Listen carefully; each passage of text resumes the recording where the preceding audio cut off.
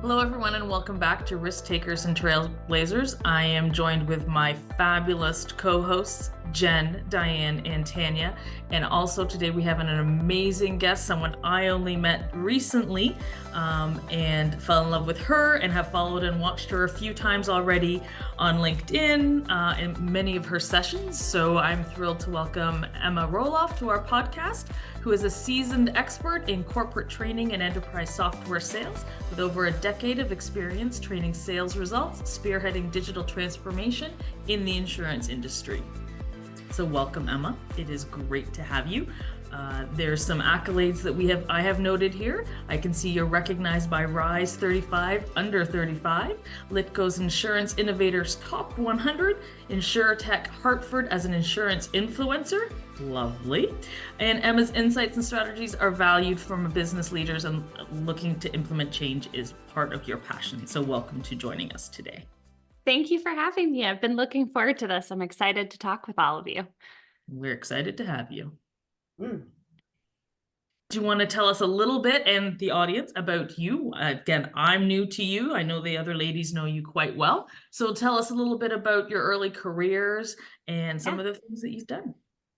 Yeah. So I feel like everybody always says this, but I truly did kind of like stumble my way both into insurance and technology, truthfully. So I went to school to be a social studies teacher for 6th through 12th grade. And I think that there's still threads of that because I technically wanted to be a psychology teacher, which I think lines up really well with change management.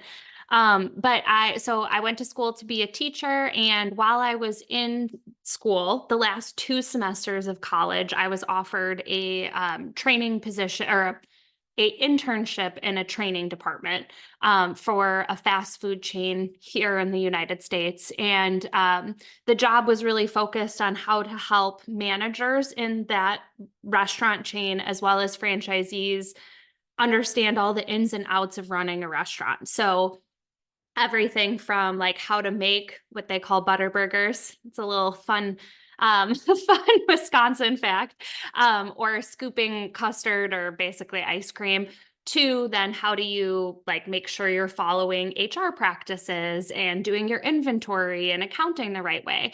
And so I was doing both classroom training for them, which felt really close to what I was going to school for on the education side, as well as training in the restaurant. And right after graduation, before I could even apply to any teaching positions, I was offered a full-time role with that company. So it was a really easy transition for me out of college to go into the corporate landscape. And my thought process was, I'm always going to have a teaching degree, so I can always go back. I'm always going to have my certification. But this is my opportunity to see if I like business and like want to go down this path. And so I was with that company for a couple of years. But truthfully, like the restaurant business is really grueling. You work when everybody else is like playing, you have long hours, and it was just not where I wanted to build my career long term. And so after a couple of years of that, I started looking for different opportunities.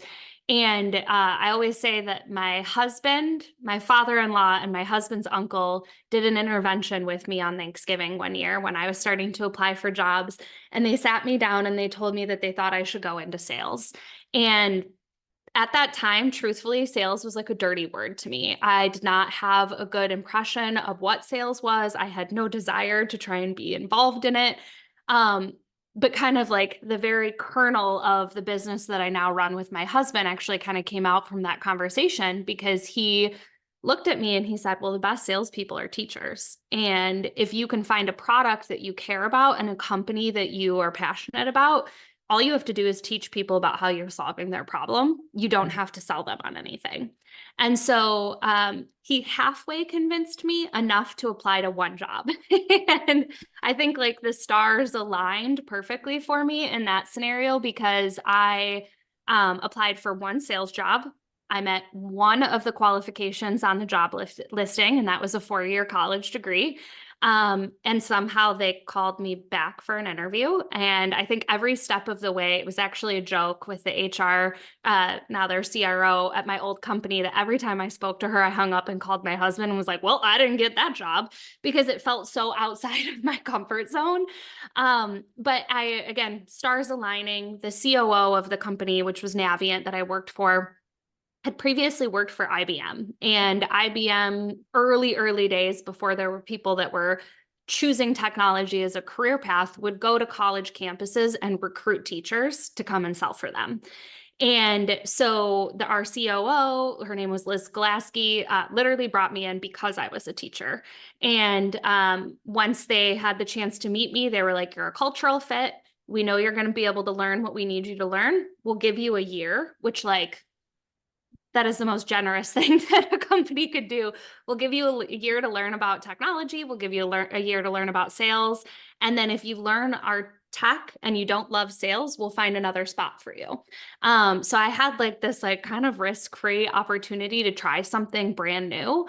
And during that first year, I helped with some training materials, which gave me a really, really good understanding of our technology and the platforms that we resold.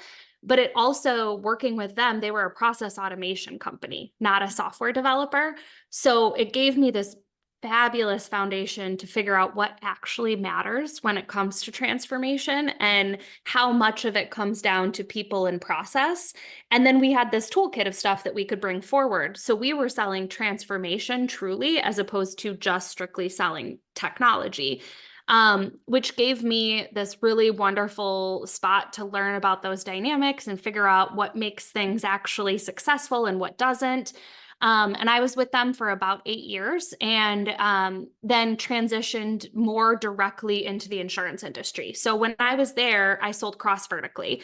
So I had healthcare customers and biotech customers and large scale commercial companies that, make your garbage disposal and everything in between, which allowed me again to kind of like check out what happens in all of these different industries across the board and see where there were patterns and similarities and differences.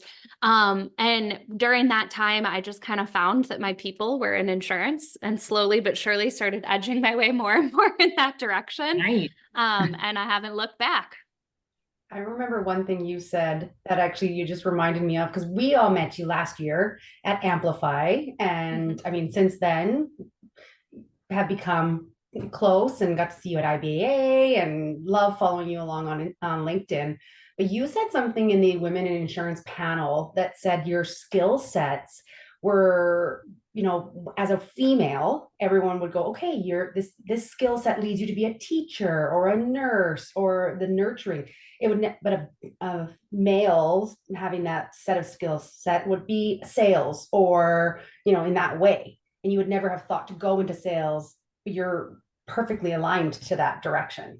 Oh yeah. And I mean, when you look at so for me, I did public speaking as a kid. I was a really like cool kid who did forensics, which is competitive public speaking. And I was always like the first one to volunteer when it was time to give a presentation in class. I was always incredibly eager to learn and want to like, gobble up as much as I could in the class. Fun fact, I was actually voted biggest brown noser in high school because of that. And I was not like, again, I was like a pretty nerdy kid, but it was because I enjoyed learning so much. And I just like naturally fell into this like very academic path. But when I was in the School of Education, like one really great thing about being a teacher is you fully try on the profession before you sign up for the first day of going to work. And I loved being with kids. I loved teaching social studies. I still like, there's parts of me, especially every September when school starts again, that like misses having a classroom and misses all of that. But there was something that just didn't quite fit right for me. And there was this part of my personality that knew I was going to want to go after more and more, which in like the education path, you have a classroom every year, you have different kids, but essentially it's the same job role with like different players as a part of your play. And so there was something about it that just didn't quite sit right to me. And that's again where the conversation with my husband, when he started talking to me about how the best salespeople are teachers, he was like, all the things that people said that you should go into teaching for are all skills that you need in sales.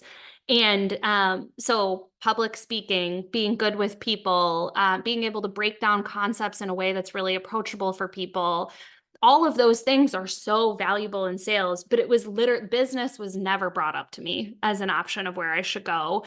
And it was truthfully for me, I just kind of did what I was told in terms of like, you should be a teacher, you'd be great at it. And so I was like, oh, okay, I'd be a good teacher. I guess I'm going to go down that path. And it was like really uncomfortable when it came time to step away from that. And especially moving from training into sales, because training was such a natural extension of teaching. It was something that made sense for everybody, but like being able to defend making a move to go into sales, when again, a lot of people have that kind of like same interpretation of sales that I did of like, ooh, why would you ask people for money? That was, it was an growing experience for me to figure out like, you don't have to do exactly what's expected of you, and you're allowed to try new things. And like, the worst that's going to happen is it's not going to be successful and you go get another teaching job or a different training job. But mentally, that was a really difficult thing for me to get over, because it was like, I was I'm a recovered people pleaser. And that was a part of my journey, was realizing that I didn't have to do what everybody told me I should have been doing for my whole life. Yeah, that's really powerful. The whole asking for money piece. You know, where you're getting comfortable with that. And when you say it out loud in terms of exchange of a product or a service, it's like, it seems so simple, right? Mm-hmm. But in reality, it does have that, it can feel really, it feels uncomfortable. It can. Oh yeah. Right? I remember the first time that I presented a proposal, that was, you know, probably which like it was probably like $100,000 total all in for software and services. And again, like these are big transformation projects. That was so intimidating to me, Yeah. probably more so than towards the end of my sales career when I was putting $10 million proposals in front of people, because just like the barrier of being comfortable, like putting a price tag in front of somebody and asking for that. And again, it's an exchange of value. And once you get comfortable with the value that you're bringing forward, it's a lot more comfortable to put a price tag associated with it.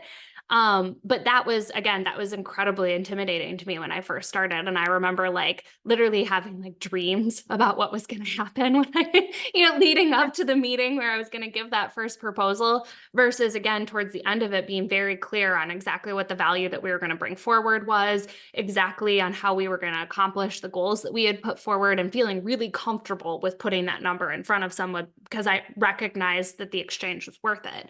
But like we have that conversation in our house a lot, that like looking back from that position at the end of my sales career and being like, oh man, like look at how far I've come, because that used to make me uncomfortable. And now I'm comfortable in this situation, which is drastically different.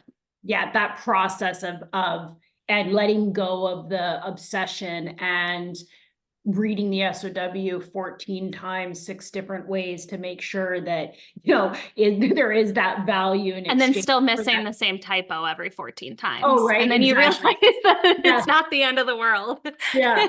I remember, I can relate to that. I remember I think it was about 5 years ago. It was a pretty sizable SOW, and I was at the airport and the customer needed it before 5 o'clock.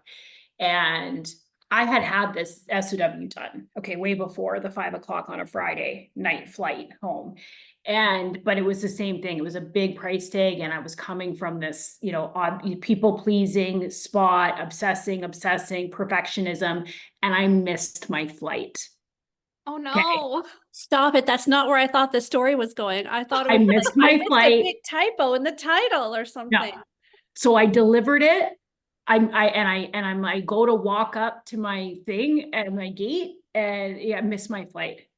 Cost $275 to get on the next flight. So it's those things where you start to like peel back right? Those onions, where was that coming from? Right? Type. Mhm. It was my fault, really. Get the deal? So anyways. Did you get the deal? Yes. Yeah. Okay, well, Well, at least it was worth $5 it. was worth it. Yeah. Well, and that's, I mean, I actually had a moment when we started our business, that the first time that I received like a statement of work from somebody else that I was reviewing, and there was something, or a contract of some sort, and there was like a pretty blatant typo in it. And I remember seeing it, and like the day before, I had sent something out that had something wrong in it that I had to correct, and I had been beating myself up over it.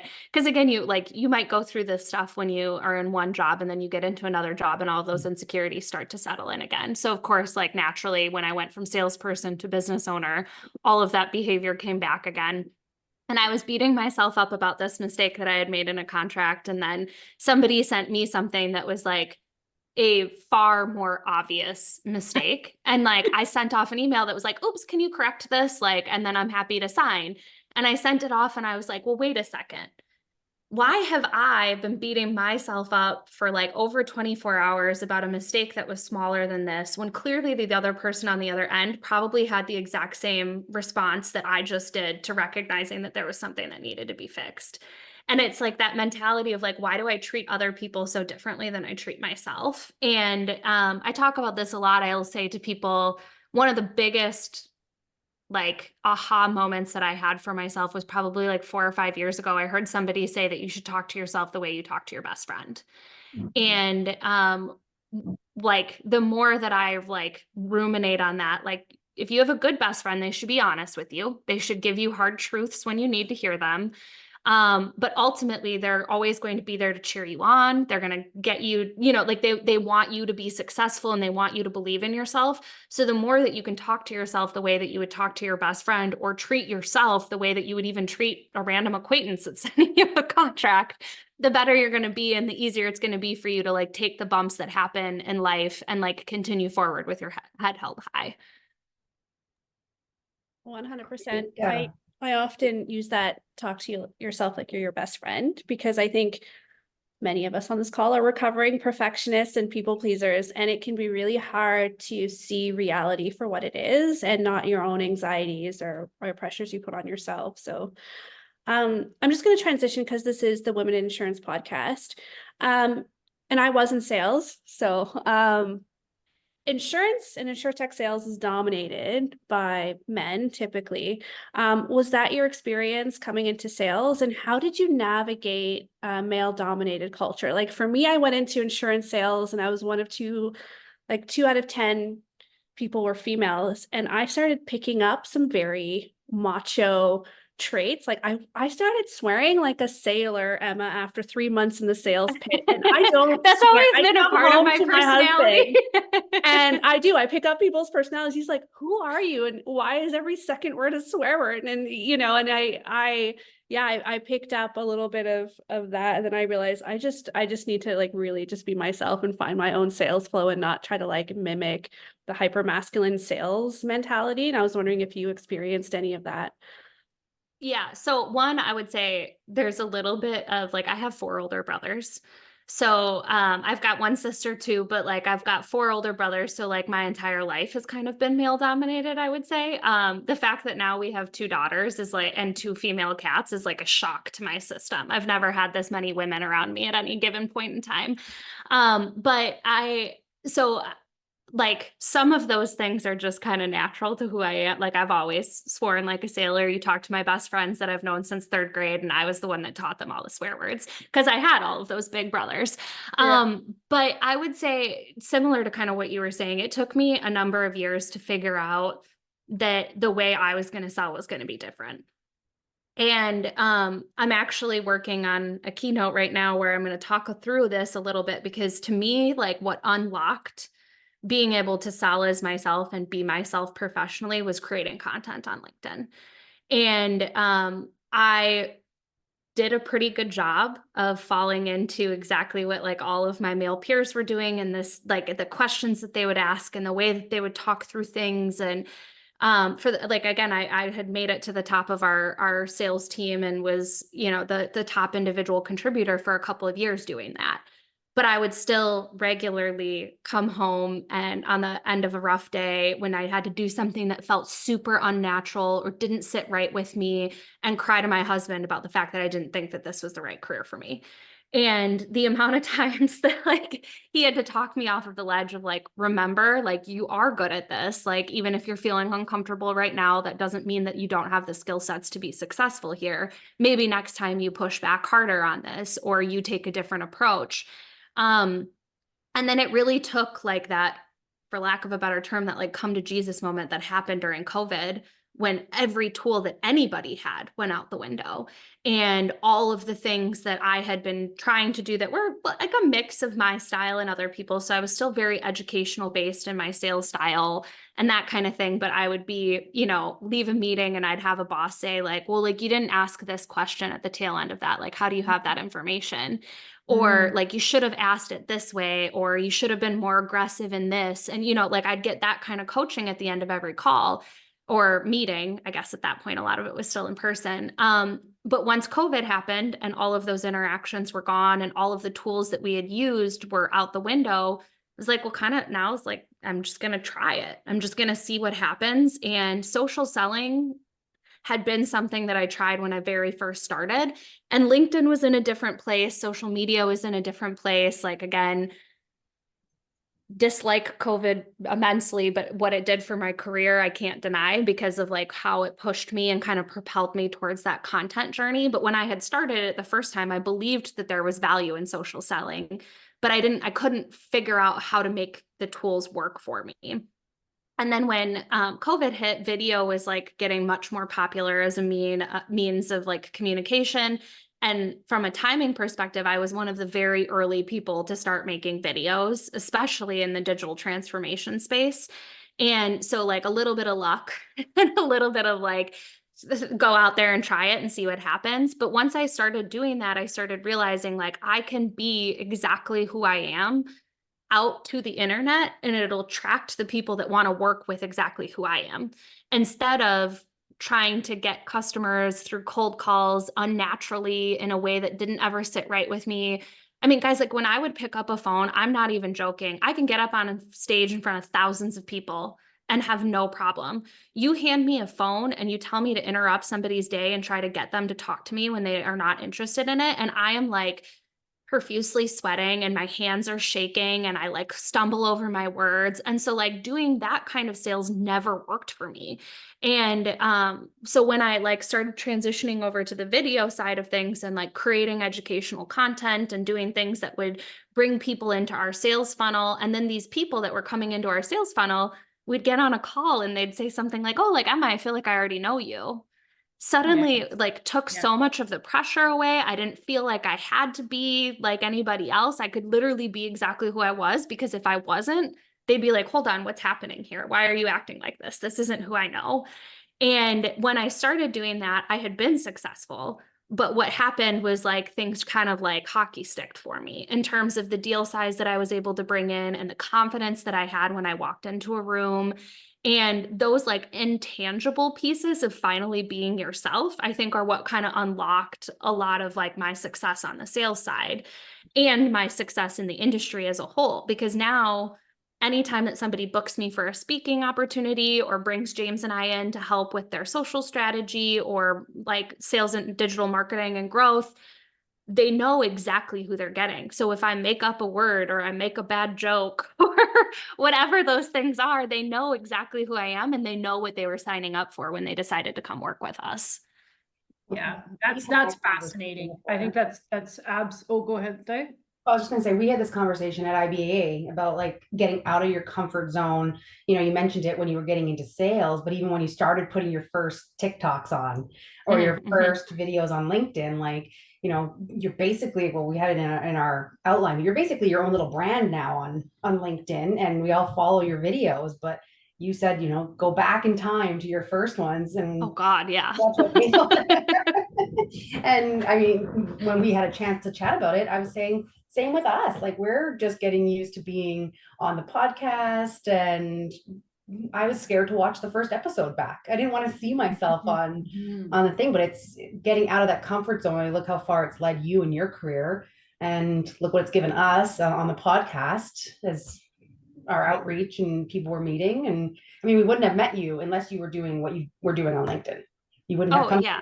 Amplify. You wouldn't have been at IBAA. Like, Well, and that's like the one piece that I look back at, like if I can, anytime anybody asks me for any sort of career advice that they want to listen to me, I stress the importance of building a personal brand so extensively because I like had I not made that I joke about it, but I used my baby as a prop for the very first video that I ever made. Poor little Alice was on my hip because I was like, I cannot like hit record with just my face on this camera. Like I'm so uncomfortable. And it was again so early in COVID, and I was making an analogy to the fact that we're all balancing multiple things and whatever else. And she was consenting because she couldn't talk. But I look back at that and I was so uncomfortable, but that moment literally changed the entire trajectory of my career. And things that I maybe had in the back of my head, like I've said this to my husband, but back 10 years ago when I first started in business, I remember going to like my first presentation or like conference of some sort, and there was a keynote speaker on the stage. And I remember thinking like, oh, like I could do that, but like it's going to be so long before I get up there. And not even fully like allowing myself to make it a goal or make it something that I was hoping to accomplish someday, but just kind of being this thing like okay, well, I'm going to have to get to the point where I've got 25 years of experience and I can write a book, and then someone will invite me to come get on a stage. Had I known, all I had to do is pick up my phone and do stupid things on the internet with an analogy to digital transformation. Like I could have been there even sooner. But it's for a 33-year-old woman to be able to like literally go to like different countries and come see you guys in Canada or be all over the United States and be able to get up there and speak with authority about the stuff that I do and have people understand that authority because I show up every day and I talk about it. I don't need a book. I don't need to be doing the same things that everybody else has done, because social media and content has really democratized that in a way that I was able to take advantage of. And I think everybody can, if they're willing to get over that like hump of getting like being uncomfortable for a little while. Yeah. I'm gonna add one quick thing is baby Alice will watch this video in about 10, 13 years, and she will hold it to you to say, hey mom, remember how you held me? Now you owe me, and she'll want payment. I'm just saying. See, but here's my thing, Helen, back to her. My left eye is now permanently more dilated than my right eye from pushing that baby out. So she's got nothing on me.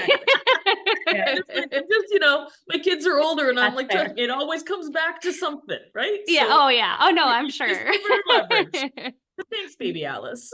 One of the things I think that's interesting that you're saying here about like comfort versus unnatural. And I think that is just what I've kind of just been picking out when you've been talking. But so I think there's a difference between, and this is where we can confuse, if you don't got a good grasp on self, this is where we can confuse this, right? Is that being uncomfortable for something that you believe in is different than being uncomfortable because everything in your body is saying that this is unnatural. This isn't my way, right?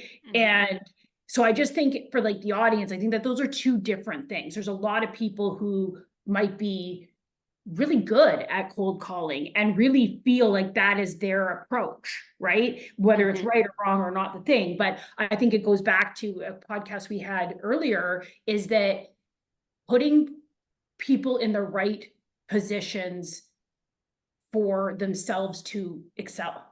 Right. And I think so there's a lot there. There's a lot there. Whereas it's almost like soreness versus in like hurt. Like when you start working out, you have to expect that there's going to be some soreness. When you're trying something new, I would be shocked if there's not something in that process that makes you feel uncomfortable or like recognize that you're working muscles that you've never worked before. But there's a difference between being sore and feeling pain.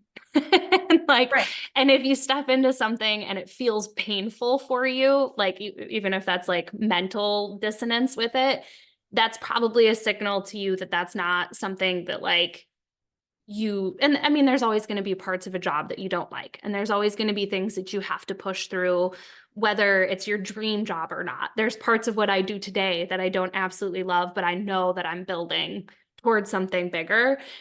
But like when you look at like what you're going after, you should be challenged and you should be pushing yourself, and there should be that like soreness and that discomfort, but it shouldn't be painful. I don't know. Have you guys ever read the book Flow or heard of the idea of flow? Mm-mm. So it's kind of like the flow state is essentially when you've got enough challenge and enough of like hitting your stride where you're in perfect balance, where you're constantly growing and challenging yourself, but you're doing the type of things that you enjoy. Yes. But if you go too far into what you're really good at, it becomes mundane and you're no longer challenged and you no longer find that flow state. But if you go too far outside of like the growth stage where you're pushing yourself too much, you kind of get to like that part of pain. And it's finding what that flow state is for yourself. And that's why like a yoga flow is called a flow, because you're supposed to be pushing yourself hard enough where you're growing, but also like enough within your realm of comfort that you can like meditate and relax. And it's kind of, again, finding that like perfect balance of things. And so I like to think of it that way, as like finding the flow versus like hurting yourself. Yes. Yes. And hurting yourself could be, yeah, exactly. Like not in alignment with what's going on. Mhm. Very interesting. So, Emma, tell us a little bit about co-founding your business with your husband and what the process was like. I mean, Some of it goes back yeah. to the sales bro mentality. Okay, that we were let's just chat. talking Let's chat it about. out. Let's chat it out, ladies. What is that like? What is that like? Yeah, so my husband had started doing consulting about a year before I joined him. So he would, and I like to say that he did the year of suck. Like anybody who's started a business knows that the first year sucks. And so I'm like really lucky that I got to come in and like dance on top of everything that he had already built. But so he was doing his independent consulting thing, and I was in a role that just didn't feel right for me. I had transitioned from that role that I had been in for about 8 years into a different sales position. And I purposely, when I made that transition, changed a lot of things because I had been with the same company for such a long time. And you don't know what you don't know. And going back to being uncomfortable, I was like, I'm going to put myself into basically every dynamic that I can shift to see what I like and what I don't like. Turns out I felt that pain. I didn't like working for a big company where I was absolutely remote and had coworkers that I would probably never meet. I didn't like working in a position where I was selling software and handing off delivery to somebody else, as opposed to having my team that I innately trusted take care of that work. And there was just a number of things that just didn't quite click with my personality. Nothing wrong with that business or that mentality. It just wasn't right for me. And so I knew that I wanted to make a change and I wanted to go back to a smaller company. And at the time in my brain, I was thinking, this is time for James to chase his dreams. It's time for me to be the practical one and have a job. And, so I need to find another sales position. It was like very much like one track minded. And I took a number of interviews and I had a bunch of conversations with different software companies that, in theory felt like they would be the right fit for me. And what I kept coming up against was what I call the sales bro mentality of like, because I was looking at smaller companies. So a lot of them were startups, and understandably, startups have to deliver results. You have to sell and you've got to show up and be able to do that. But the thought process behind a lot of these startups was like, we need I'm verbatim from phone calls. We need a grinder. Like, I'm sorry, that's never going to be an adjective that I use to describe myself. Like, I need a hunter. Cool. I don't want my prospects to feel like they're my meal. Like, I want them to feel like I'm their partner. And so like all of these things that are like super, again, kind of going back to why I didn't want to be in sales initially. But the difference was this time around when I was applying for these jobs, one, I knew that there was a different way. And two, I had impressive results in my back pocket that I could speak to. And so I was very frank with people while I was doing interviews where I would say, like, that's cool. Like, I get that you need to deliver results, and I do deliver results. And you can call my previous employer to see that some of the activity that I did is still delivering results for them. But like, I'm not going to do it the way that you're talking about right now. Yeah. I'm going to do it the way that I want to do it. I got ghosted by companies that I like knew the founders of that had like aggressively recruited and brought me in when I pushed back on their CRO for stuff. I had some calls where I was just like, nope, like this is not passing the sniff test. This isn't like going to be right for me. And I was talking to like my husband, and I was admittedly just straight up ranting. And I was like, I'm so tired of this bullshit. Like, sorry, going back to again, we're being authentic to what I was going on a swear-filled rant. And he was like, well, tell me what you want to do. Like, tell me what you're looking for so that you feel comfortable like going into these conversations with exactly what you're looking for in mind. And I said, I want to go back to building a team. I love training people. I love helping other people accomplish their goals. I want to be able to deliver results and like help businesses. And I want to be able to keep my personal brand and do those things in a way that's true to me. And so then he just kind of looked at me and he was like, okay, well, why don't you come join me? And I was like, well, hold on. Is that an option? Like, was that something that was on the table? Have I been going through all of these like interviews for no reason? And I mean, we had to do like the true, like, let's sit down and map out like what are the services that we would offer? Where would we find ourselves in the marketplace? Like reasonably, what do we need to do to support our family because we have children? And it's not just us that we have to feed. Us a couple of weeks to kind of go through that process and work through all of that. And then once we got through that whole rigmarole of figuring out exactly what that place in the market would be for us and what those service offerings would be, and that it was realistic for us to do, then we decided to kind of go down the path. And so like 2-3 weeks later, I put in my notice. A month later, I officially joined the business. But we definitely we've like every company, we've gone through some iterations in the last year or so of really figuring out like, what is it people are looking for us to do for them? What fits our skill set? What work did we think we might enjoy that we actually don't, that we need to like step away from and lean into other areas with? But we've been really fortunate to have like kind of stepped into, again, a spot that we saw in the market was needed, and helping people really figure out like how to grow through the use of digital tools and personal branding. And so far we've been gearing up for bigger and better things. Amazing. That was, yeah, I love that whole part of your journey, that story. I also love that you had a strong sense of what you didn't want and what you wouldn't tolerate, and you stuck with it. I think that's extremely brave, and it just kind of shows, for any listeners out there, is that you don't have to take the first offer that comes your way if it doesn't feel right or it doesn't fit your core values. I think some of us feel scared when we're taking that next step, like maybe the next offer won't come in, or maybe I'm missing an opportunity. But I think that was really inspiring, Emma, what you said. Like, that's not who I am. That's not going to align with, that's not going to really make me happy or really make me feel fulfilled. I love that you shared that with us. So thank you for that. And then you don't have to fit in a box. Mm-hmm. Yeah. Your own box. Yeah. Your own path. Or... I love that that's part of the messaging, quite honestly, is, be true to you, and ask yourself some of the hard questions. As I bleeped out and bleeped back in, thanks to the wonderful technology and the internet, y'all look fantastic when you freeze, just to let you know. I can edit it out, don't worry. But it's the thought process of, when your husband challenged you, and to have someone in your corner that can have those conversations with you, to say to you, okay, well, what do you want? I mean, you guys, I like say this to him all the time, and hopefully he like, we'll just tell him not to listen to whatever part of this is, so his head doesn't get too big. But like, I am so fortunate to have James as like my life partner in terms of like what he's done for me as a person, and like how much he's challenged me to grow. Because if you keep in mind, like almost every one of these stories is like him asking me a tough question that makes me actually think really hard about what I want and where I want to go. And so much of like me getting over being a people pleaser or realizing that I can accomplish more than I gave myself credit for all comes from him and his mindset on the world and challenging me to go after those things.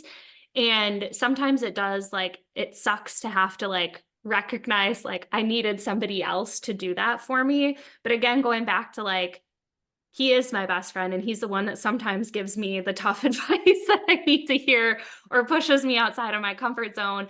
But if I'm going to talk to myself the way that my best friend would talk to me, it's the way that he would talk to me and like challenge me to do those things. Yeah. And so like, and I'm really lucky we met at 19, which is also a very odd thing. So I've had that as like basically my entire adult life, which I think is like a cheat code for me at least.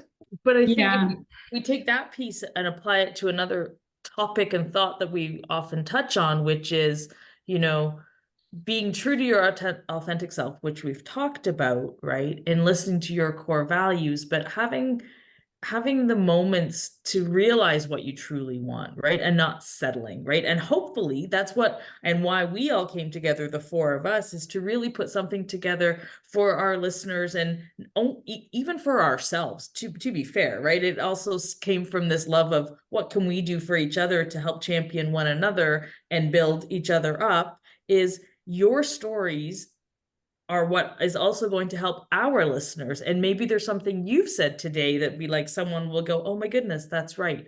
That applies to me, or I can take that thinking that Emma's come up with to get her where she is today, to help them know that they're worth and how to get where they want to go in the future as well. It'll make me no more happier than if at least one person takes a nugget and does something with it. Yeah. I think that's definitely, it's been a common, this self-advocacy and has been a common thread throughout all of our podcasts. I think that this, you know, I think it's common. I'm hearing this, and I think that, I do want to go back to what you were saying quickly about sales, and your approach and how you kind of knew and the influence of your husband, James, and around like, you know, sales is education, sales is teaching. And I think it's interesting, the approach, because I resonate a lot with that. It just in the terms of the selling style. And it comes from a place of I don't feel good if it doesn't work, right? So what are we really trying to do here, right? And so I think like, and I also think that the where we're at in the world in the online space, it's like you can't fake it as much as you used to be able to, you know, 30 years ago or 20 years ago. Like you really just can't. There's whistleblowers all over the place. So I don't know, like it would be interesting to get your like thoughts. Do you see that, you know, do you see kind of maybe other people following in your footsteps, or do you see it kind of changing sales in you know, in enterprise sales, corporate sales? I think there are people that get the benefits that come from it. That's definitely, there are people, and I mean, especially when you look at like everybody and their mom has started a podcast or a web series or something, but the big difference is the people that show up to do it consistently. And to your point, there is a difference between doing it because you think you have to and doing it because you're like committing to a strategy. And especially in the world of sales, in, you know, times where, again, maybe you work for a startup and there's a lot of like intense scrutiny on getting deals, or your company lost a big client and suddenly you have to, like, I've been on the side of that where like, it doesn't matter what you said or what you brought in, it's what have you done for me lately? You know, I've been in the position where I closed the biggest deal in company history and told them like, hey, while I've been doing this, I haven't been focused on nurturing this, so I'm going to need some support. Deal closes 2 weeks later. Where's your pipeline? It's like, well, hold on. Like, my pipeline all just closed. Remember that check that you just got? Like, I need some time to build it up. So like, I've been on that side of sales. I recognize that it can be really, really hard to stay the course of a long-term strategy. But there is a big difference between doing it because you think you have to and then giving up and putting in the effort to actually see it come to fruition. Yeah. And again, like the amount of people that I've seen over the years that have like started something and stayed committed to it for 2 months and then fallen off and then run their mouth about how it's not a successful strategy. It's like, well, how about you show up for 6 months and see what it does for you? And it's, again, and this is, I think, true in so many things in life. You don't go to the gym for 2 days and think that you're going to have a 6-pack. Or if you do, you're never going to end up being successful because you go for 2 days, you quit, and you tell everybody that it didn't work. You don't like learn how to, I mean, name the skill. You can't put just the bare minimum effort into it and become an Olympian. Like there's no, you have to commit to it. And I think that that's the biggest challenge for people, again, especially in a place like sales where short-term wins can be so glorified, that it's really, really difficult to like build up the commitment and the effort to get to the finish line. And so that's one of the things that we work on a lot. Like today or yesterday, we launched a summer LinkedIn program where we're literally just going to help people track if they've shown up on LinkedIn twice a week. Have you posted twice this week? If yes, you get a star, like the old reading programs at the local library. But we're doing it because we see so many people that are like, I know I need to be doing this. I know it would be beneficial to my company, but I just like can't make myself show up. And it's like, but you build it in just the same way you build in anything that you need to be consistent with. If you want to be somebody that works out daily, you have to set the time aside to work out daily. You have to make it a priority. And so I think that there, again, are a lot of people that recognize the benefit of it. They see other people doing it and they know that it's probably driving results for them.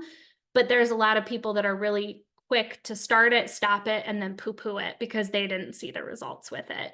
I mean, I've been going for 4 years, like it's not some, I have committed to posting probably not every single week, 5 times a week, but 5 times a week for 4 years to get to the point where I am today. And that's not a little bit amount of work. So I can't fake that. I have to show up every day. It's not something, and like, you can't fake that kind of knowledge about what you're talking about. You have to have the experience of it. Or at the very least, like for me, not all of it's lived experience for me. Some of it's like things that I've learned from interview guests that I have, or perspectives that have changed from conversations that I've had with other people or people that I met at conferences, whatever that might be. You can't show up 5 times a week faking it. And that can be really intimidating to people. Yeah. I Well, know. and start where you are. Start where you are with what you have, right? We have to totally squash the whole fake it before you make it thing. I think it's the most ludicrous, stupid thing that we all taught everybody. Like I think and when I first started, Jen, I faked it till I made it. I did it in grad school. I had no idea what I was doing. I Googled my entire marketing career. Me too. But was that really faking it? Me too. No, you did the work. You did the work. That's different. You did the work. I didn't have the accreditations, but I did the work. Yeah. I don't think that I think maybe there's a nuance to fake it till you make it. And it's like, do the work until you make it. Yeah. I mean, there's plenty of times, like going back to like learning technology, I mean, there are so many times that I like Googled terms like after getting out of a meeting because I had no idea what anyone was talking about. And in those cases, I did have to fake it until I made it and just like nod blindly while they were talking about infrastructure. Yeah. I'm like, what's that acronym? Oh yeah. And I mean, regularly there's, now I would probably be able to be like, hold on a second, like come back to that. What did you just say? Like, what does that mean? But especially when I was first getting started in technology and everyone was like speaking this other language and like using acronyms every 30 seconds so that like, you don't know, it just sounds like people are reciting the alphabet. Like in that case, I did have to, but I think that there is nothing wrong with being a self-sufficient person that wants to learn and will go out and grab the learning, because there are people that will legit fake it. And especially if we're talking about software sales, there are so many people that don't even know what their product does, that just rely on the technical resources. They're like, I'm here with the credit card. And you're like, that's not sales. Like there's a difference between being that kind of fake it till you make it and hoping that you've got the people to get your back versus being the person that's going to figure it out along the way. So I think like, depending on which way you look at it there. That's a good point. Yeah. I didn't see it that way, but yeah. But I think to your point of like, start where you're at, that's another thing, like looking at me and what I'm doing and engagement or follower counts or any of those types of things and comparing to where you're at, it's completely different. And for me, even with people, like there are people that I started content creation around the same time as, and like we were both on like the digital transformation trajectory. And I said, I'm going to go over here to insurance. And they said, I'm going to stay on the AI train. Well, now they're at hundreds of thousands of followers because they stayed on the AI train, and it's universal and it's something that a lot of people can attach to. And I came over here and I've got, you know, my 15,000 followers on my different platform, like, you know, on LinkedIn and some of the other platforms, because I veered away from just pure play technology. But I made that choice intentionally because I knew that that's where I wanted to grow my career. And that's where I knew that I wanted to be able to like have the power to convert people and like have sway and authority. And so I can't speak to what kinds of like deals they're able to bring in or anything along those lines. But I know for me, that was the right shift. Now, does that mean that there aren't times where I look longingly at their like 100,000 followers and think like, oh man, that could have been me? Of course I do. Like everybody has a little bit of that comparison game, but then I have to remind myself like, no, like you made an intentional choice to go in this direction and this is where you're at and this is where you're living from.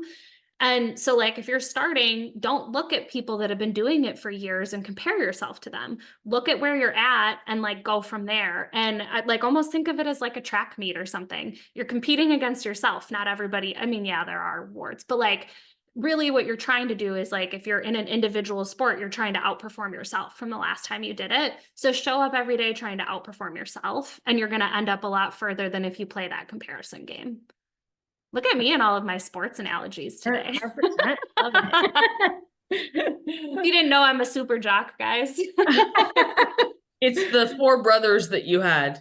Yeah. Yeah, that's probably a part of it. Okay.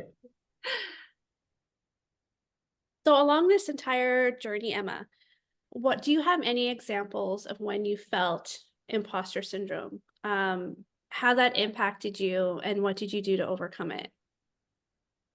Ooh, specific examples. I mean, I would say like pretty much every time you try something new, there's a little bit of that voice in the back of your head. At least for me, there is. And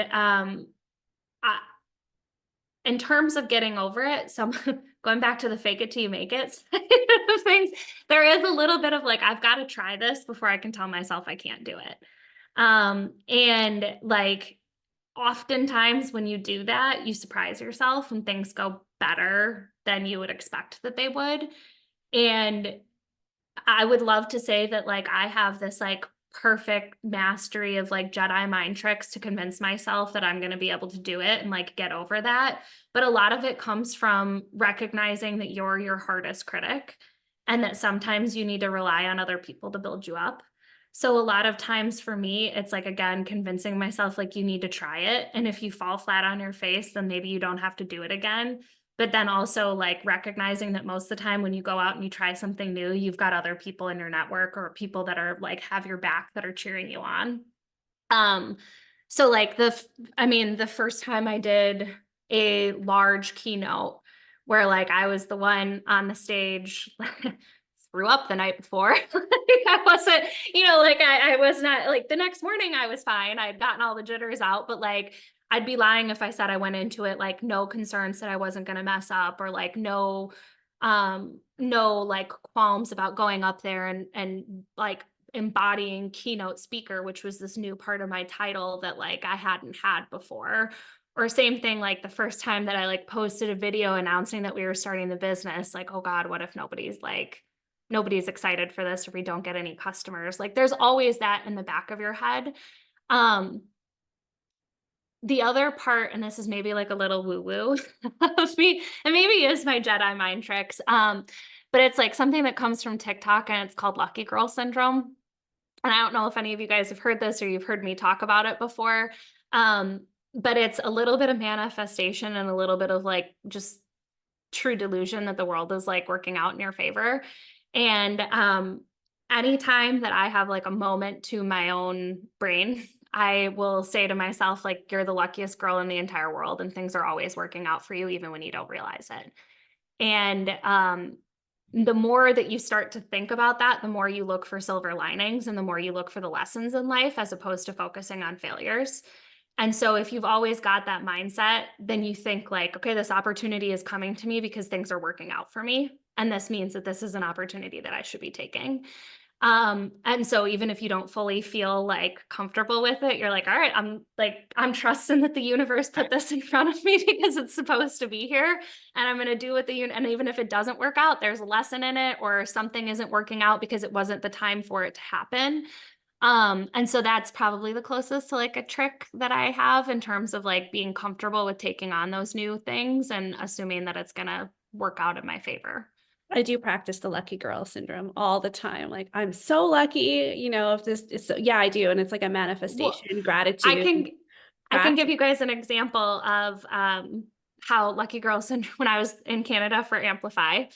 I'll share this now, like publicly. I was talking with you guys about it when I was in Canada the last time, but I decided after the conference that I was going to go out and go shopping for my husband's birthday present. And I went to the Olympic Monument, and there's like this part of it where it's a sidewalk and it looks like a solid sidewalk. And I thought, oh, like, look at the monuments behind me. I should make a video about the fact that I was at Amplify, like true influencer in the wild moment. I took out my phone to go start taking a video, and I was walking, and I did not realize that the sidewalk went from like solid sidewalk to like paved like blocks. And so there was these gaps in between each one of the steps.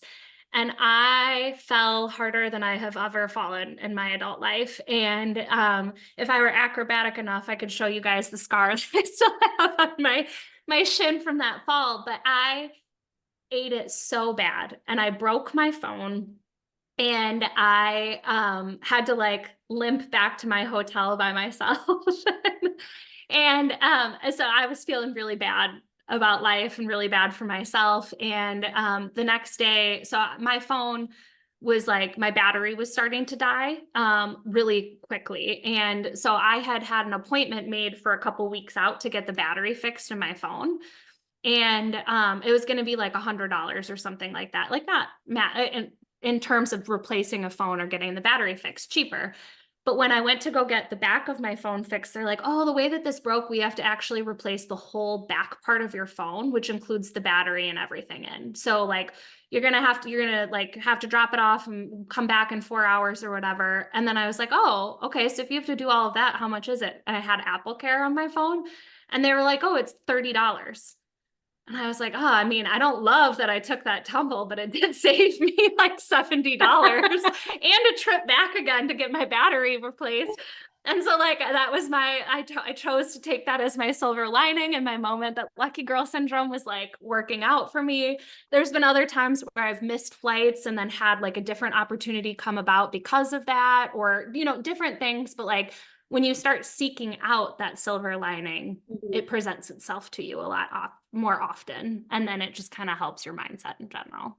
Yeah. I hope you have better luck when you come back to Canada this September, because now we're 2 for 2. Like, your luggage got lost on the last one.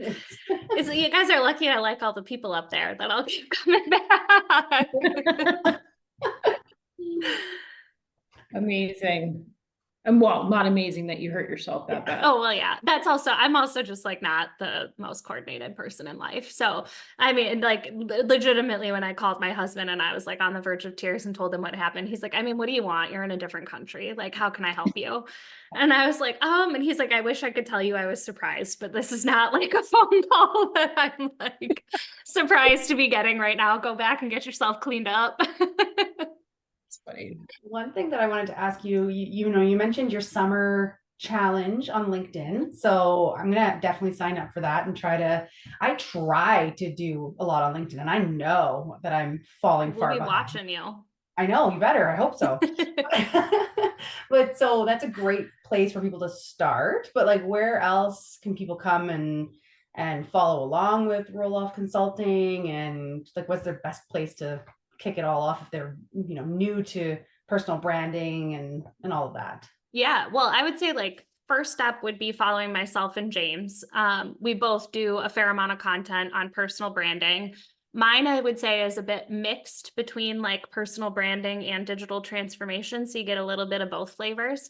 Whereas James, again, coming from the sales and marketing side, that's always been what he's done and always kind of been what he's talked about. So his platform is very directed in that direction. He also runs a newsletter that's called Sell with Social. So if you follow him, you'll see his newsletter.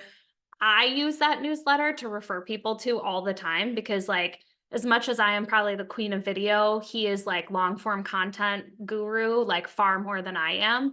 And that newsletter is really focused on like everything that you need to know getting started with LinkedIn and like really starting to use social media as a tool for your personal brand or as a tool for selling. So that's always like one of the first things that I tell people is like, if you do nothing or nothing else, like subscribe to his newsletter, you'll get a ton of value from that content. We also have like, of course, our LinkedIn pages and that kind of thing.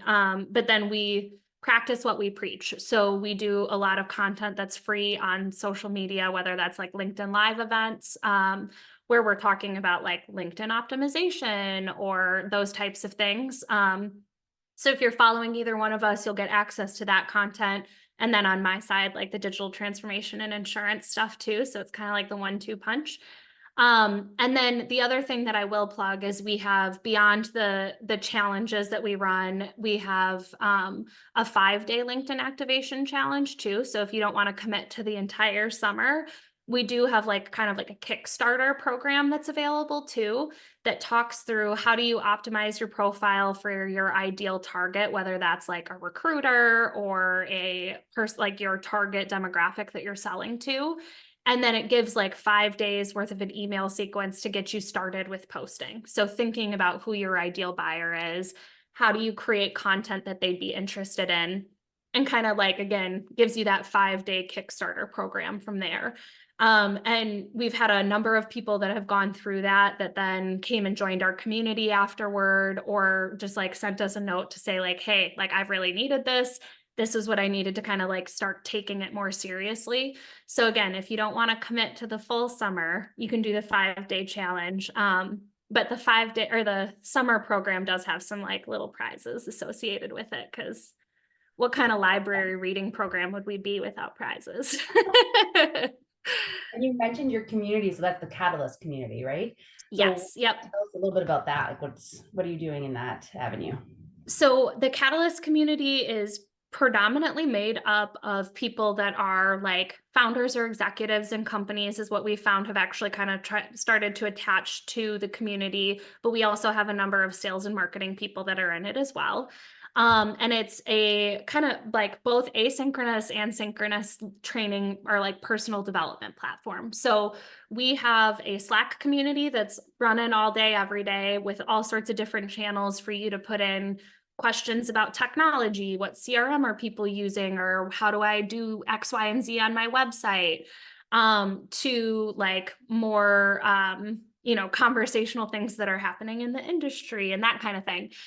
So that's always running. Then weekly, we have our Catalyst conversation calls, which are kind of what we call office hours, that are drop in for anybody to join. And we start each one of them by talking through the training content that James and I make for the community. So on a weekly basis, we release training content that's specific to the community, that gives them what we call an experiment, because it's a catalyst. So we give them an experiment to play around with every week. So we start those meetings off by talking through questions, or like what worked or what didn't, or what was challenging with that. And then usually those conversations kind of divulge into what's on everybody's mind. What questions do they have? What are they working through?